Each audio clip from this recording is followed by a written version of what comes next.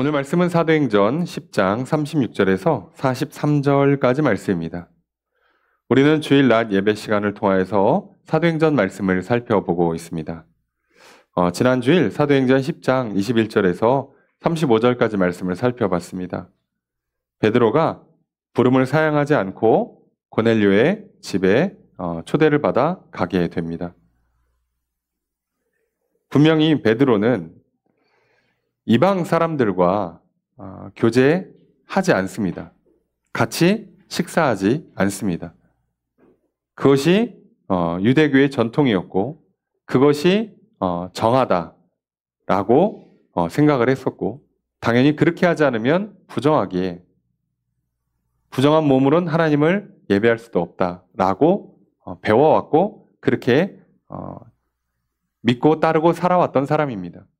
그럼에도 불구하고 예수 그리스도를 믿고 난 이후 또 기도하는 중에 환상을 보고 나서 하나님께서 정한 사람과 부정한 사람을 따로 구분하지 않았다고 말씀하시고 하나님께서 내가 보낸 사람들이니까 너는 함께 가라 하는 명령을 듣고 베드로는 그들과 함께 갑니다. 오늘 우리는 베드로가 이 고넬료의 초청을 받아서 이제 고넬료의 집에 도착을 하고 난 뒤에 그리고 나서 고넬료라는 사람을 보고 하나님께서 이렇게 이방인도 그저 제대로 예배드려 본 적도 없을 것이고 그저 복음도 어깨너머로 들었을 텐데 그렇게 기도하는 사람, 그렇게 말씀에 따라 구제하기를 힘쓰면서 선한 일을 애써 노력했던 사람, 이 사람을 하나님이 받으시는구나. 그것을 깨닫게 됩니다. 그리고 고넬료에게 부름에 응답해 주셔서 참 잘하셨습니다. 라는 칭찬도 받게 되죠. 어떻게 보면 당연한 인사이지만 칭찬은 칭찬입니다. 오늘 우리가 베드로처럼 하나님의 부름에 순종하며 나아간다면 오늘 우리도 베드로처럼 칭찬을 받을 것이요 하나님의 진짜 뜻이 어디에 있는지 깨달아 알게 될 것입니다. 오늘 하나님께서 우리를 또 예배의 자리로 부르십니다. 또 많은 삶의 자리에서 하나님께서 부르십니다. 이것을 하라고 또 이쪽으로 오라고 이 사람을 만나라고 또는 이것들은 하지 말라고. 오늘 분명히 나는 내 생각대로라면 내가 살아왔던 습관대로라면 내 몸에 익숙한 대로 내 취향대로라면 하지 않을 것이고 심지어 그것이 그동안 아무 문제 없었고 더욱이 나는 그게 옳다고까지 생각하며 살았을지 모릅니다. 그럼에도 오늘 우리들은 베드로처럼 하나님 말씀이라면 내 생각과 달라도 내 삶의 방식과 달라도 내 몸의 어떤 체질과 습관과 달라도 그저 하나님이 선하다 하시면 그저 하나님께서 말씀하시고 명령하시고 거기에 약속을 주시면 그저 부름을 사양하지 않고 믿고 따라가시는 저 여러분 되시기를 주님 축복합니다. 그렇게 산다면 분명 하나님께도 잘했다 칭찬받을 것이요 사람들에게도 잘했다 칭찬받을 것이요 그리고 하나님의 뜻이 하나님께서 이래서 나를 여기로 부르셨구나. 하나님께서 이것 때문에 나를 이걸 하라고 하셨구나. 하나님께서 이래서 나에게 오늘 이 사람을 만나게 하시고 이 모임에 들어오게 하시고 이 일을 하라 하신 거구나. 우리는 깨닫게 될 것입니다. 오늘 그렇게 살아왔던 지난 한 주의 삶이었기를 그리고 계속해서 이런 삶을 살아가시기를 소망합니다. 여러분 날마다 하나님께서 우리를 부르십니다. 예배의 자리로, 기도의 자리로, 말씀의 자리로 또 복음을 전하는 증인의 자리로 또 순종하며 섬기는 선행의 자리로 우리를 부르실 것입니다. 그 부르심에 날마다 순종하며 나아가셔서 칭찬과 놀라운 깨달음이 있기를 소망합니다. 또 그렇게 살아가는 베드로가 이제 진짜 고넬료의 집에 가서 복음을 전하기 시작합니다. 고넬료의 집에서 베드로가 복음을 전하는 것이 오늘 우리가 살펴보는 본문 말씀이 될 것입니다. 베드로가 어떤 말씀을 전할까요? 어떤 설교였을까? 나름 기대가 됩니다. 정말 평생에 단 한 번 하지 않았던 것을 정말 환상을 보고 말씀과 명령 때문에 가서 칭찬받고 깨닫고, 그리고 심지어 첫 번째 이방 성도가 될 것이요. 또 베드로는 그 첫 번째 이방인에게 공식적으로 복음을 전하고 그를 이방인 성도로 세우는 이 정말 역사적인 자리에 설교를 하게 되잖아요. 말씀을 전하게 되잖아요. 어떤 말씀을 전할까? 참 기대가 되지 않습니까? 그래서 말씀을 받는데 짧아요. 생각보다 짧습니다. 그리고 다른 설교들과 비교해 봐도 짧아요. 뭘 이렇게 간단 명료하게 하지? 아니, 이 귀한 자리, 이 어려운 자리, 엄청난 결단을 한 거 아닙니까? 또 정말 기적 같은 기회가 찾아오지 않았습니까? 그런데 왜 이렇게 짧게 하지? 그럼 도대체 베드로가 왜 이렇게 짧게 할까? 오늘 말씀을 준비하면서 놀라운 사실을 깨닫게 됩니다. 설교는 짧아야 되는가? 라고 해석할 수도 있지만 짧은 게, 긴 게 중요한 게 아니라 지금 이방인 고넬료에게 구약 성경을, 그 수많은 선지자들의 예언을 알지도 못하거니와 설명할 필요가 없었습니다.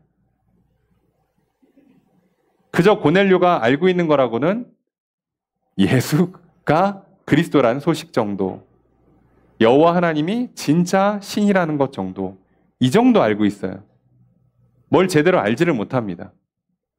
그러니까 뭘 구체적으로 설명할래도 사전 지식이 없고요. 어렵게 설명해봐야 알아듣는다는 보장도 없어요. 그러면 뭘 전할까요?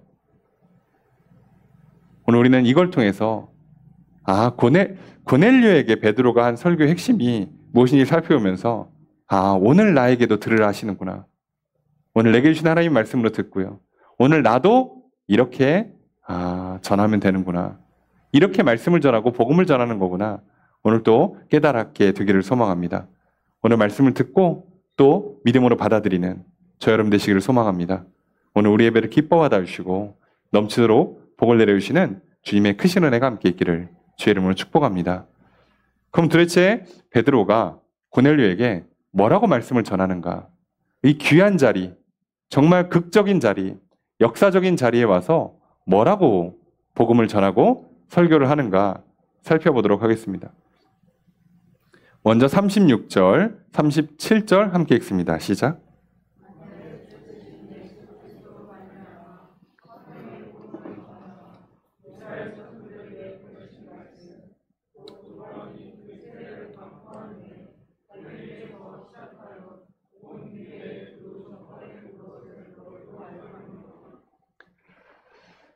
베드로가 고넬료에게 설교를 시작하는 첫 마디는 만유의 주 되신 예수 그리스도로 말미암아 이렇게 돼 있어요.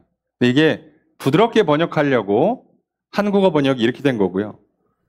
원문을 직역하면 뭐라고 시작하냐면 이분은 만유의 주 되시다예요. 이분은 만유의 주 되시다. 그는 예수 그리스도이시다. 이렇게 시작하는 겁니다. 그러니까 우리는 이걸 그냥 부드럽게 한 문장으로 했지만 베드로가 고넬료에게 전하는 첫 번째 마디는 내가 전하려고 하는 그분, 예수 그리스도는 만유의 주 되시는 분이라고. 이분이 진짜 주인이시다. 이분이 왕이시다. 이분이 만유의 주이시니까 이분이 말 그대로 우리의 구원자가 되시고 심판자가 되시는 거다라고 시작하는 거예요. 그걸 명확하게 알려주는 겁니다. 지금 이방 로마 이탈리아 부대의 백부장인 고넬료 입장에서는 자기의 주인은 누구겠어요? 군대의 상사이고 끄트머리로 올라가면 로마 황제겠죠. 근데 그가 생각해도 뭔가 좀 그게 아니라 또 황제 자신은 자기는 또 신의 아들이라고 그러고 있고, 그런데 고넬료 입장에서는 이 유대에 파견 나와서 백부장으로서 군복무를 하면서 보니까 이들이 섬기는 여호와 하나님, 그리고 지금 이 일대에 난리가 났겠죠. 예수 그리스도 때문에 한참 소동이 있고 뭐 재판받고 그리고 십자가에 달려 죽고 온 일대가 소동이었으니까 들었지 않았겠습니까? 예수 그리스도가, 예수가 자기가 하나님의 아들이라고 하는데 그리고 여호와 하나님이 진짜 하나님이신고, 이게 맞는 것 같다 라고 믿기 시작해요. 이 믿음을 갖고 시작하는, 그저 이 정도밖에 믿음, 이 작은 믿음을 갖고 있는 고넬료에게 베드로는 한마디로 끝내는 겁니다. 예수가 만유해 주시다. 이게 복음이에요. 다른 얘기 할 필요가 없었던 거죠. 이 사람 어차피 구약의 내용을 잘 알지도 못합니다. 왜 십자가에 달려 죽어야 되는데, 십자가가 무슨 의미가 있는 건지, 또 십자가에 달려 죽는다는 그 구약의 예언이 무슨 뜻이고, 그리고 그게 누가 어떤 선지자가 예언했고 설명할 필요가 없습니다. 몰라요. 그저 이 군인에게 정확하게 알려줘야 되는 건 예수가 만유해 주다. 그러면서 뭐라고 시작하냐? 그 예수 그리스도로 말미암아 화평의 복음을 전하사. 이 복음은 평화의 복음이라는 거예요. 복음의 핵심은 평화를 만드는 겁니다. 여러분, 오늘 우리가 복음을 받아들여요. 예수가 만유해 주시다. 예수가 그리스도시다. 예수가 하나님의 아들이시다. 이것이 복음의 핵심인데, 이 복음을 받아들이고 나서 우리에게 와야 되는 결과물은요, 하나님과 화평해야 되고 사람과 화평하게 되는 겁니다. 근데 예수를 믿었는데 여전히 나는 내가 원하는 사람만, 내 마음에 드는 사람하고만 친하고, 조금이라도 나랑 다르고 마음에 안 들면 친하게 지내지 않으려고 한다. 뭔가 세상을 편을 갈라가지고 내 편, 내 반대편, 우리 편, 적, 이렇게 세상을 이분법적으로 갈라서 살아간다? 그러면 지금 뭔가 복음을 잘못 받아들인 거예요. 예수가 그리스도이심을 믿었는데, 예수가 하나님의 아들이라고 믿었는데, 그 예수 그리스도께서 나의 죄를 대신 씻기고자 십자가에서 죽으셨는데 나는 전혀 하나님과 화평을 못 누려요. 하나님과 친밀한 관계가 없어. 여전히 하나님 좀 어색해. 요즘 이렇게 살다 보니까 왠지 그러니까 하나님이 나를 미워하는 것 같습니까? 일도 잘 안 풀려. 뭔가 세상이 참 마음에 안 들어. 불평불만이 가득해. 앞날은 캄캄해. 하나님 나한테 왜 이러시나? 하나님 왠지 멀게 느껴지고, 왠지 하나님 날 미워하시는 것 같고. 자, 이러면 지금 복음을 잘못 받아들인 거예요. 뭔가 지금 제대로 작동되고 있지 않습니다. 왜요? 예수 그리스도께서 오실 때부터 뭐라고요? 나는 주님 예언할 때부터 그는 평화의 왕으로 오신다고 돼 있고요. 예수 그리스도의 탄생을 예언할 때 뭐라고요? 천사들이 뭐라고 노래합니까? 하늘의 영광, 땅에는 평화. 이게 괜히 문구 맞추려고 하는 게 아니고요. 진짜여서 그렇게 외치는 겁니다. 예수님께서 오셔서 우리에게 해주고 싶었던 일은 구원을 통해서, 그러면 우리가 죄의 문제를 풀고 영원한 생명을 얻어요. 그럼 이제 어떻게 영생을 누리라는 거냐? 딱 편 갈라가지고 저 사람들이랑 절대 영원히 안 친해질 거야. 영원히 저 사람들은 내 적이야. 이렇게 사는 게 아니죠. 예수 그리스도 안에 들어와 있는 모든 사람들과 평화를 누리고요. 예수 그리스도로 말미암아 하나님과 평화를 누리는 겁니다.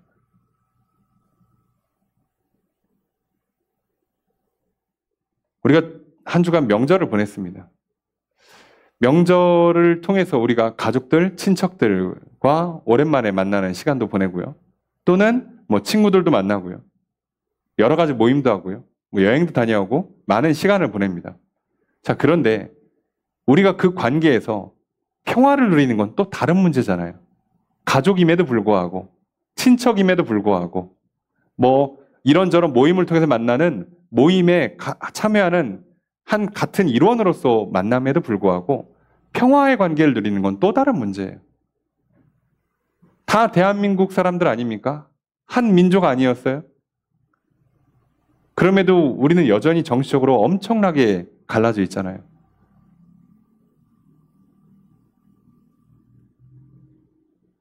명절에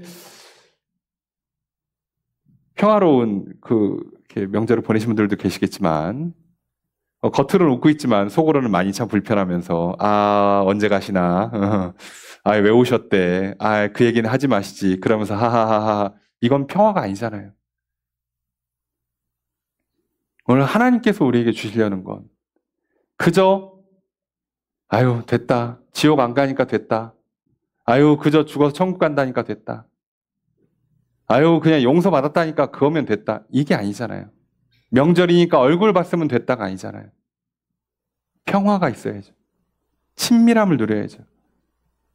거기서 주는 기쁨이 있고 즐거움이 있고 쉼이 있어야 되지 않겠습니까? 하나님은 우리에게 그걸 주시려고 하시는 거예요. 자, 그 평화의 복음이라는 거예요. 그리고 그것은 어떻게 시작됩니까? 요한의 세례로부터 시작돼서 그리고 유대에 두루 전파됐어요. 이건 고넬료도 알아요.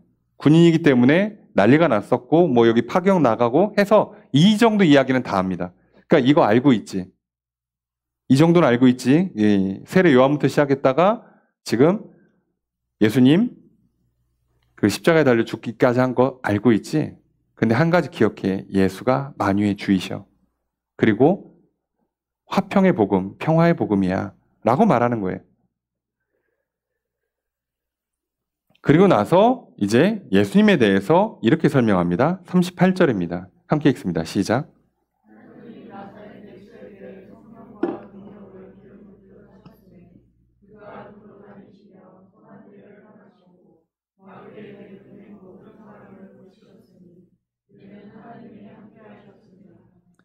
자, 하나님께서 나사렛 예수에게 성령과 능력을 기름 붓듯 하셨음에 성령과 능력을 부으셨어요.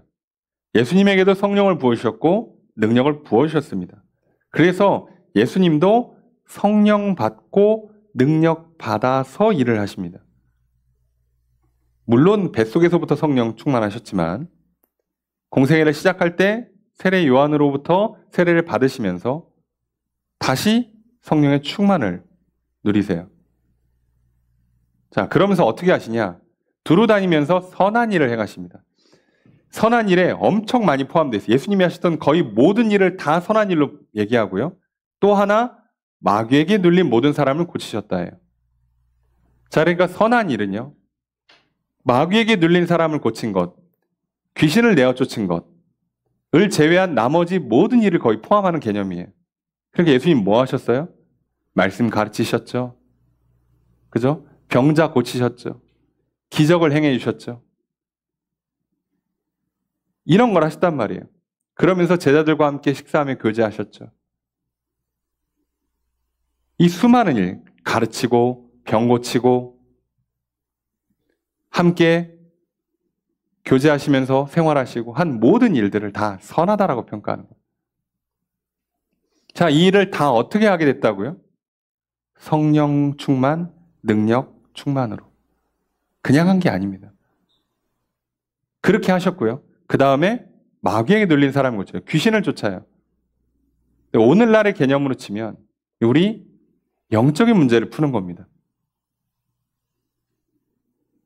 오늘날 우리에게 영적인 문제가요. 예전은 귀신이 약간 눈에 띄게 나타났다면 요즘은 눈에 잘 안 띄는 방식으로 나타나요.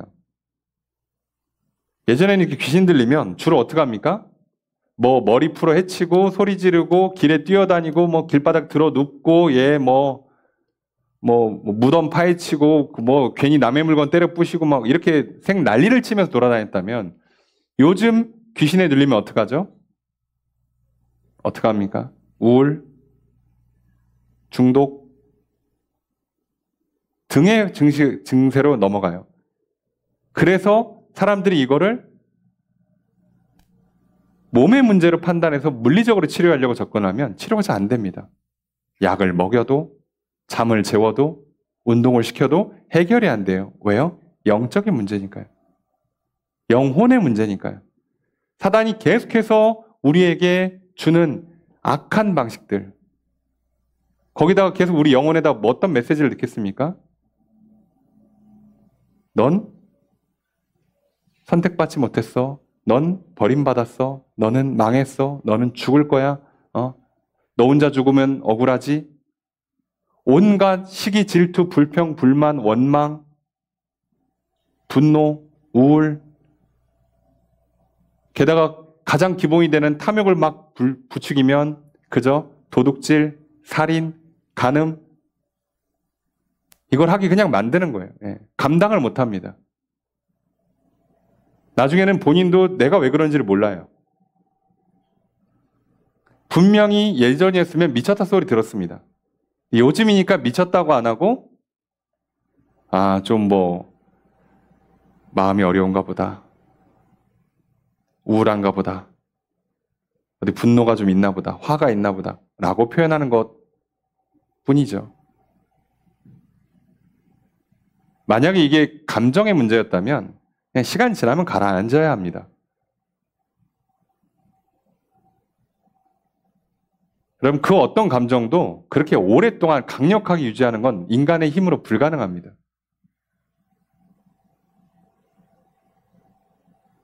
여러분 잘 생각해 보세요. 사랑에 빠져서 연애를 시작해요. 그 폭발적인 힘을 주는 그 감정도요. 호르몬이 미친 듯이 도와줘도 길어야 6개월 갑니다. 그때부터는요. 폭발적인 감정이 안 나와요. 부모가 아이를 낳고요. 아이를 향한 그 모성의 그 감정도요. 시간 좀 지나보세요. 내가 이것을 과연 왜 낳았을까 하는 생각이 때때로 올라올 정도로 그 감정이 폭발되지 않습니다. 보기만 해도 좋고 야 너를 위해서 내가 죽어도 아깝지 않고 맞죠? 그런데요. 그 감정이 계속 유지되는 게 아니에요. 몸의 문제라면 사실은 이렇게 오래 유지가 안 됩니다. 그런데 어떻게 우리는 늘 분노할 수 있을까요? 늘 억울할까요? 늘 짜증이 날까요? 늘 화가 날까요? 늘 그렇게 막 욕심이 늘 그렇게 막 음란한 생각에 막 취해 있고 늘 그렇게 막 도둑질하고 싶고 막 죽이고 싶은 살인 충동들이 왜 그렇게 올라올까요? 이게 단순히 감정의 문제일까요? 뇌 어딘가가 병들었을까요? 아니죠. 영적인 문제일 가능성이 높죠. 그런데 이거 어떻게 푼다고요? 예수님이 풀어주십니다. 어떻게 해요? 성령과 능력으로. 자, 이렇게 했어요. 실제로 하셨고 그 일이 일어났습니다. 그런데 분명히 하나님이 예수에게 성령과 능력을 기름 부어서 이렇게 일을 했는데 이유를 뭐라고 다시 설명하냐? 이는 하나님이 함께 하셨기 때문이다. 그러니까 하나님께서 어떻게 하신다고요? 하나님의 영으로 함께 해주신다고요. 함께 하시는 거예요. 성령님 따로 하나님 따로가 아니잖아요, 사실은. 하나님께서 하나님의 영의 방식, 성령으로 우리와 함께 하신다고. 그래서 우리 영혼 안에서 화평을 누릴 수가 있어요. 그러면서 계속 뭐라고 성령님이 말씀하실까요? 하나님께서 너를 창조하셨어. 너는 하나님의 사랑받는 자녀란다. 하나님 너를 사랑하시고 하나님 너에게 복을 주실 거야. 그리고 너의 죄를 용서하셨고 앞으로 너의 길을 인도하실 거야. 걱정하지 마. 평안하렴. 강하고 담대해라. 그 메시지를 우리 영혼에 계속 넣어주니까 분명히 우리 몸이 아프고 힘들고 일이 잘 안 풀리고 눈앞에 보이는 것들이 좋지 않게 보여도 계속 내 안에 평안이 있는 거예요. 그러니까 흔들리다가도 바로 다시 일어나고 문제가 생겨도 또 다시 일어나고 그래서 남들이 보면 그냥 계속 꿋꿋이 잘 서 있는 것처럼 보여요. 이렇게 만드는 거죠. 여러분 예수님도요. 사단이 와서 유혹했잖아요. 처음 공생에 시작할 때 3번 시험했죠. 수많은 핍박과 공격들이 있었죠. 없었던 게 아닙니다. 그런데 마치 아무 일도 없는 것처럼 그냥 그 일을 헤쳐나가십니다. 어떻게 해요? 성령 충만하고 능력받아서 정확히는 하나님께서 성령, 영으로 함께 해주셔서요. 그걸 증언하는 거예요. 지금 베드로는 고넬료한테 구약 배경도 별로 없고 사전 지식도 거의 없어요. 그러니까 그냥 본질만 집중해서 설명합니다. 그래서 설명이 굉장히 간단 명료해졌죠. 간단 명료한데 훨씬 좋죠. 이게 설명이 거의 끝이에요. 그리고 나서 39절 함께 읽습니다. 시작.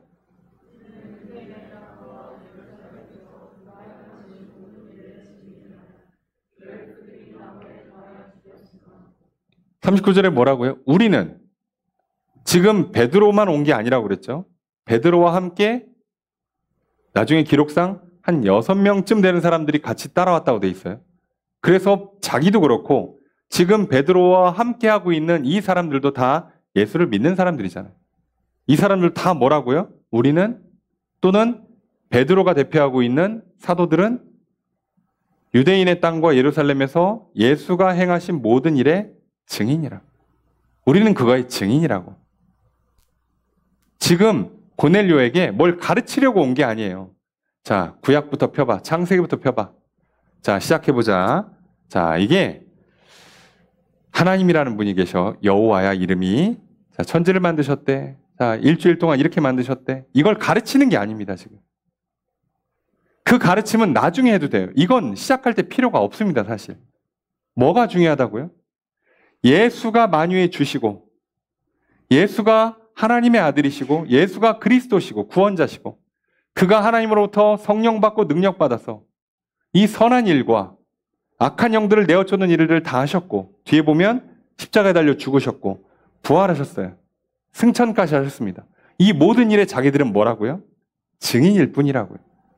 증인은 그냥 보고 들은 걸 정확하게, 정직하게만 말하면 됩니다. 다른 거 설명할 필요가 없는 거예요. 우리는 증인입니다 라고 고백하죠. 그래서 40절에 하나님이 사흘 만에 다시 살리사 죽으셨고 3일 만에 다시 살아나셨고 그리고 나서 41절에 보니까 부활하신 뒤에 우리랑 같이 식사까지 했어요. 음식도 먹었어. 다 같이 했어요. 경험을 했습니다. 그 다음에 42절 보니까 우리에게 명령하사 백성에게 전도하되 하나님이 살아있는 자와 죽은 자의 재판장으로 정하신 자가 곧 이 사람인 것을. 무슨 얘기입니까? 하나님께서 장차 최후의 심판 때 재판장으로 누구를 삼았다고요? 예수를. 그러니까 예수는 구원자임과 동시에 마지막 최후의 종말에 심판자로 오실 거라고요. 이거를 뭐 하라고요? 증언하라고 명령하셨어요. 전도하라고, 증언하라고 명령하셨다고. 그러니까 참 특이하죠. 예수를 믿고 죄사함 받고 우리도 똑같잖아요. 성령 받고 능력 받으면 뭔가 보고 듣고 경험하는 게 생기잖아요. 그 보고 듣고 경험한 것 때문에 내가 가서 말할 게 생기든가 남들이 와서 너 무슨 일이야? 이거 웬 무슨 일이야? 라고 해서 설명을 해줘야 되든가 하기 때문에 필연적으로 증인이 됩니다. 그래서 우리는 사도행전 1장 8절 말씀처럼 너희가 성령을 받으면 권능을 받고 땅끝까지 증인이 될 것이다 라고 하셨어요. 증인이 될 거예요. 증인이 되는 겁니다. 그런데 예수님은 승천하시기 전에 뭐라고요? 복음을 전하라고 명령도 하셨어요. 그러니까 이게 물려있는 겁니다. 증인이 되는 거고 증인이 돼야만 하는 거예요. 예수를 믿으면 증인이 될 수밖에 없고 증인이 돼야만 하는 겁니다.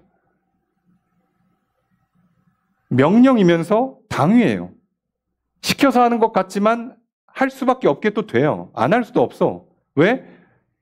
베드로가 처음 마가의 다락방에서 성령 받았을 때 어떤 일이 납니까? 방언을 하게 돼요. 사람들이 뭐라고요? 얘네 술 취했어? 미쳤나 봐. 이러니까 뭐라고요? 아닙니다. 술 취한 거 아닙니다. 당신들이 십자가에 달려 죽인 그 예수가 그 약속한 성령을 우리가 받았더니 이렇게 일이 일어난 겁니다. 라고 증언을 하잖아요. 그런데 그 증언은요. 아유 저것들 또 뭐라고 하네. 괜히 오해하고 이상한 소리 하네 하고 피하는 게 아니라 해야만 되는 거예요. 왜요? 명령이기도 하니까요. 명령이니까. 할 수밖에 없게 되기도 하지만 또 억지로 피하고 피하면 안 할 수도 있어요. 어떻게 하면 또 안 할 수도 있는데 그렇게 하지 말고 하라는 겁니다. 왜요? 명령이니까요. 베드로 정확하게 설명하잖아요. 우리는 이거를 하라고 명령도 받았고 우리도 경험한 바가 있으니까 증언을 할 수밖에 없고 그래서 증언하는 거다. 그런데 이 증언의 가장 포인트가 되는 것 43절 함께 읽습니다. 시작.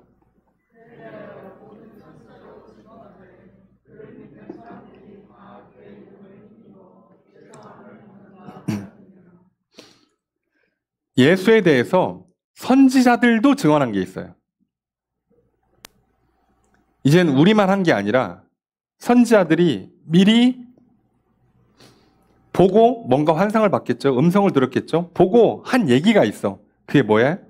그를 믿는 사람들이 다 그의 이름을 힘입어 죄사함을 받는다.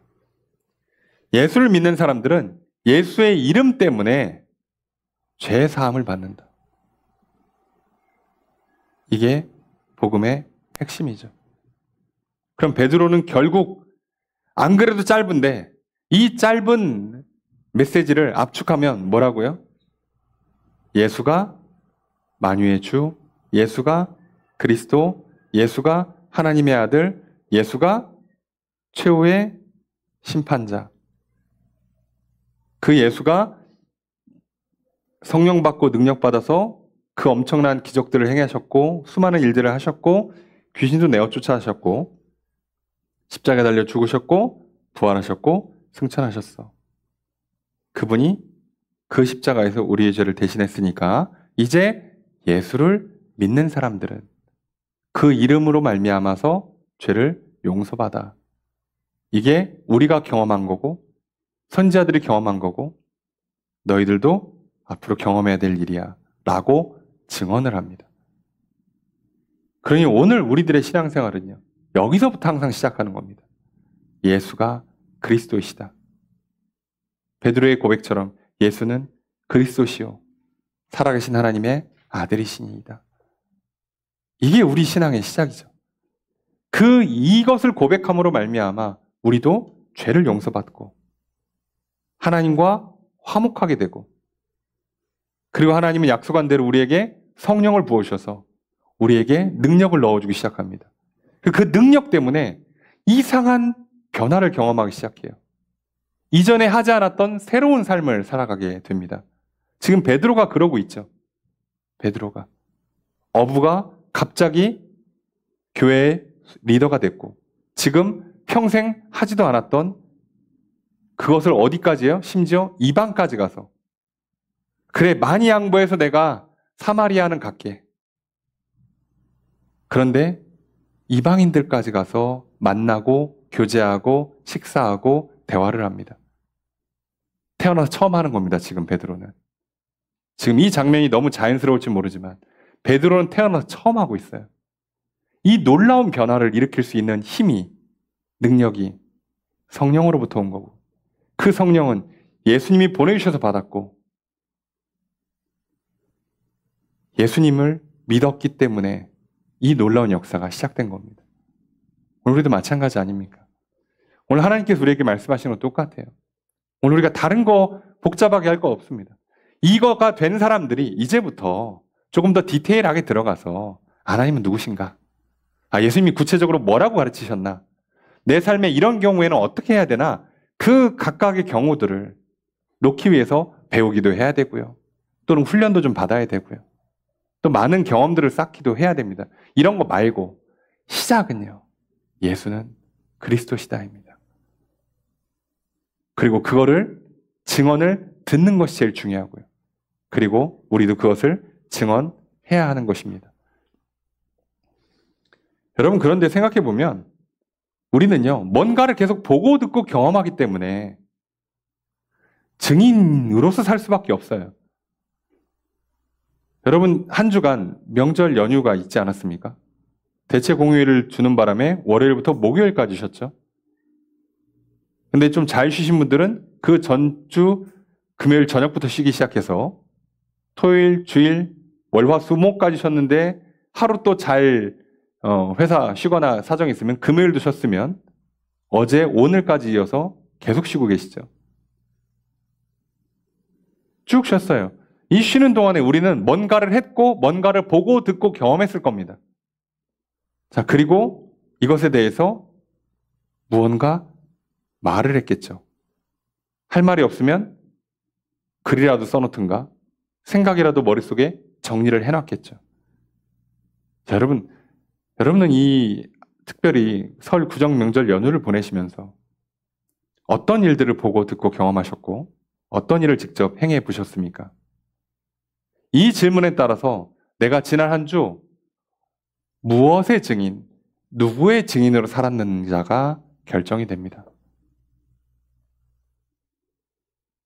여러분, 오늘 우리가 만약에 그 모든 과정 가운데 결국 내가 이렇게 된 것은 예수를 믿었기 때문이다.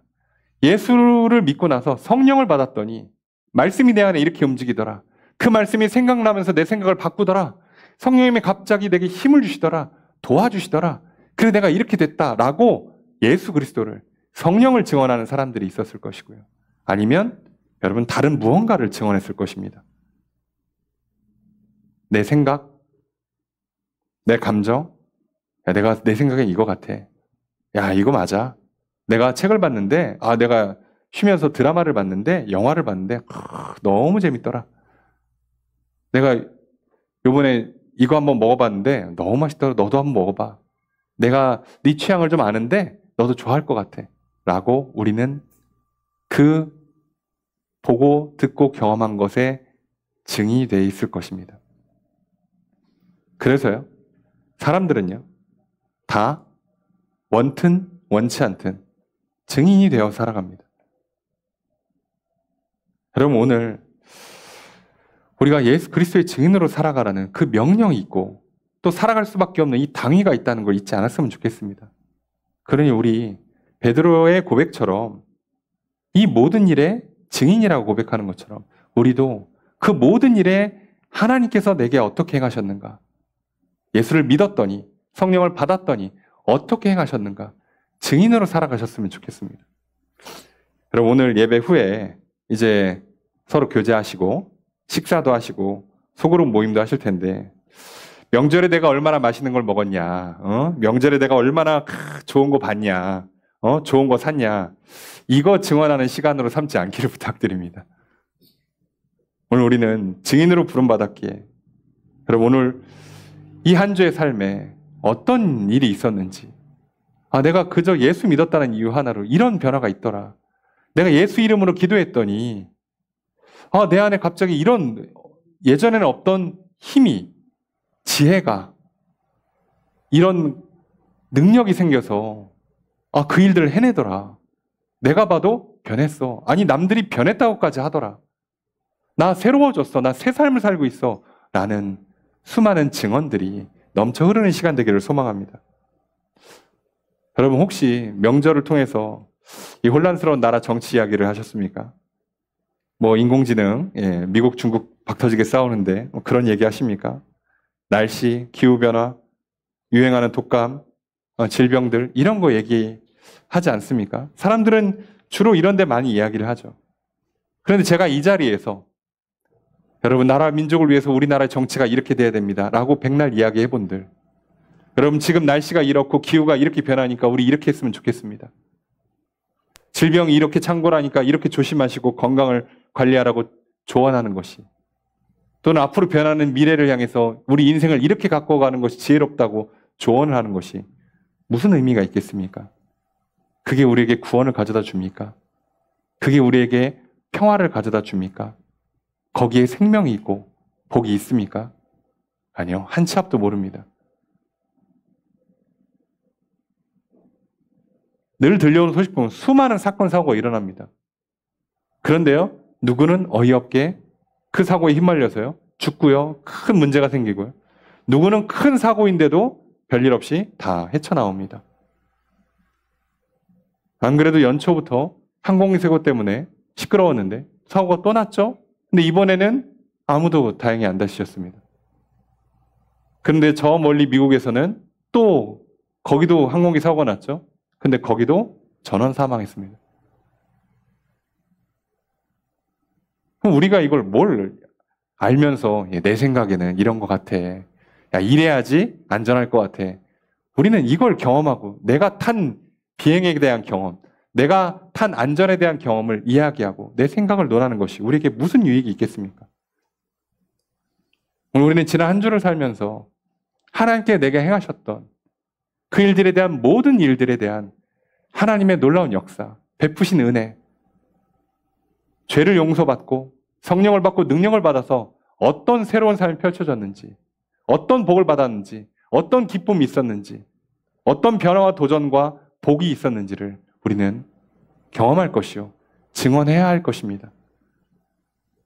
개인적으로는 지난 한 주간에 그 고통의 시간을 보냈습니다. 몸이 좋지 않아서. 명절을 이렇게 보낸 것도 참 드문 경우인데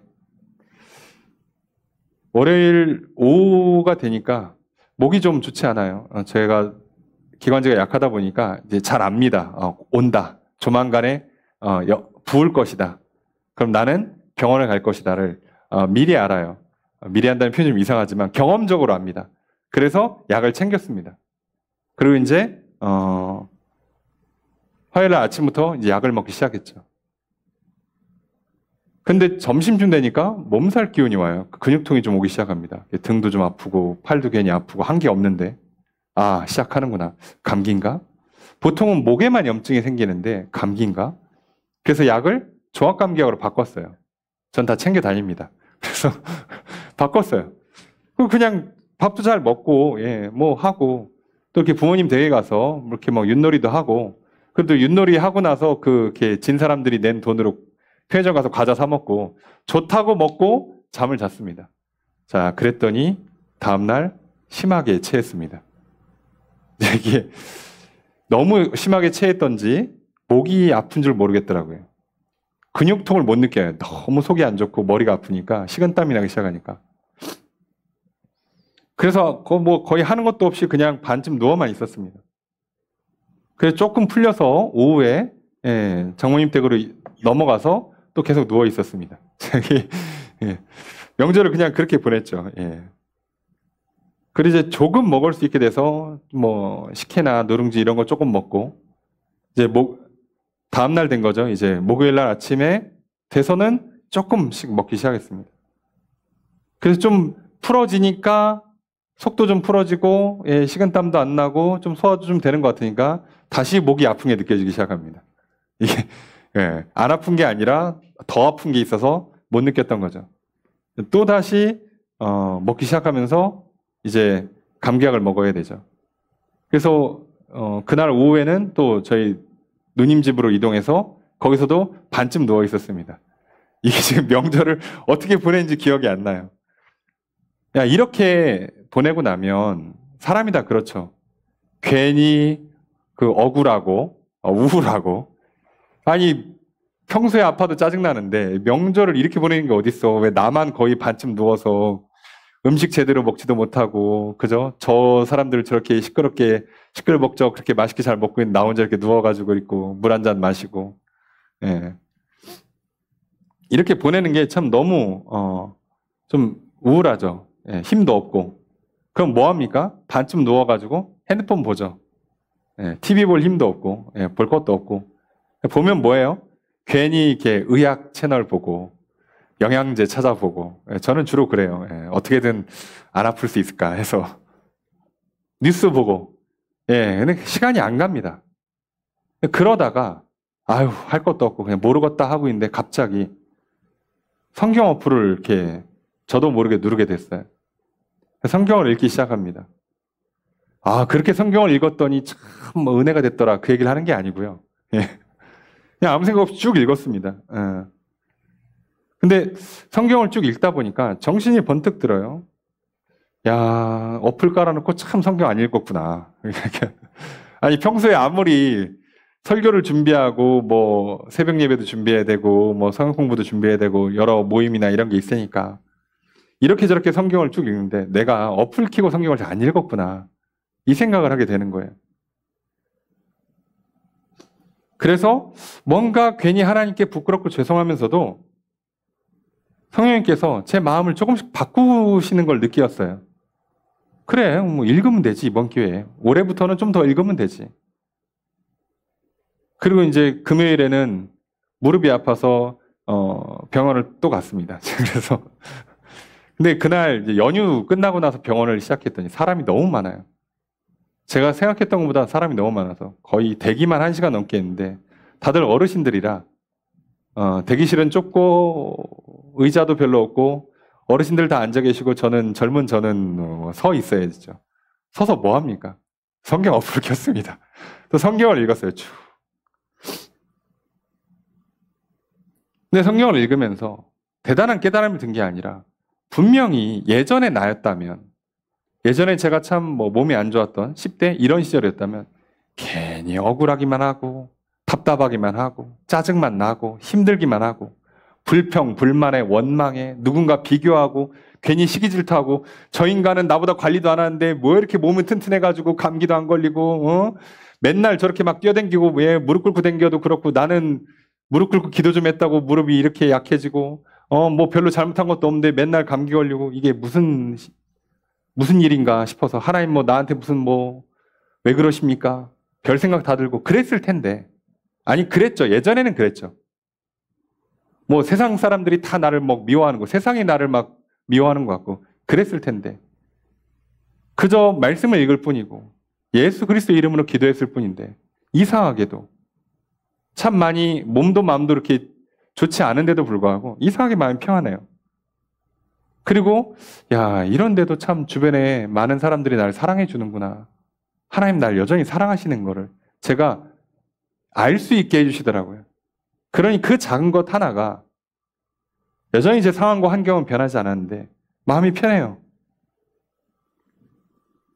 몸이 약해지면 마음도 약해지고요. 부정적인 생각이 들어오기가 쉬워집니다. 그랬는데 그럼에도 불구하고 하나님께서는 그저 예수를 믿고 죄 사함을 받고 성령 받았더니 그런 제 부정적인 생각이 틈타지 못하도록 의지가 꺾이지 않도록 계속해서 힘을 주고 계셨어요. 그래서 그냥 그런가 보다 하고 또 넘어갔습니다. 그리고 나서 또 토요일이 되니까 또 이제 이번에는 이비인후과를 가서 또 감기약을 또 챙겨 먹고 그리고 교회 와서 그냥 예배를 준비하며 하루를 보냈어요. 그러면서도 참 교회에서 말씀을 준비하고 또 교회에 오가는 많은 사람들을 통해서 또 교제하고 또 이렇게 저렇게 또 챙겨주셔서 또 이렇게 먹을 것도 얻어먹고 같이 교제하고 하는 과정들을 통해서 참 많은 기쁨과 평안을 누릴 수 있었어요. 사람이 무조건 건강해야만 일이 잘 풀려야만 그래야만 행복한 게 아니라 하나님께서 내 안에 주시는 평안이 있어야 그래야 진짜 평안을 누리는 거구나. 새삼 깨닫게 됐습니다. 물론 늘 기쁘고 감사함이 있다 보니까 잘 못 느꼈었는데 다시 한번 깨닫게 된 기회였어요. 제가 이 개인적인 경험을 말씀드린 이유는 마찬가지입니다. 저도 제게 일어난 모든 일들 가운데 이것이 하나님의 은혜구나. 하나님 날 사랑하시는구나. 하나님 살아계시는구나. 예수를 믿었더니 죄를 용서받았더니 성령을 받고 이렇게 능력을 받았더니 이런 새로운 변화가 일어나고 이런 새로운 삶을 살아가게 되는구나. 이전과는 전혀 다른 인생을 살 수 있게 해주시는구나. 그래서 괜히 나의 약한 육신 때문에 낙심하지 않게 되고 절망하지 않게 되고 두려워하지 않게 되고 괜히 부정적인 생각에 빠져들어가서 괜히 또 이상한 거 하루 종일 묵상하면서 인생 낭비하지 않게 하시고 그저 평안을 누리면서 마땅히 할 일을 하고 내 삶을 감당할 수 있게 해주셨어요. 여러분 오늘 우리가 이걸 믿고 이걸 경험하고 이걸 전하는 거 아니겠습니까? 대단한 삶, 특별한 삶을 살라 하시는 게 아니잖아요. 오늘 하나님께서 우리에게 말씀하십니다. 이 모든 일에 증인이 되라고.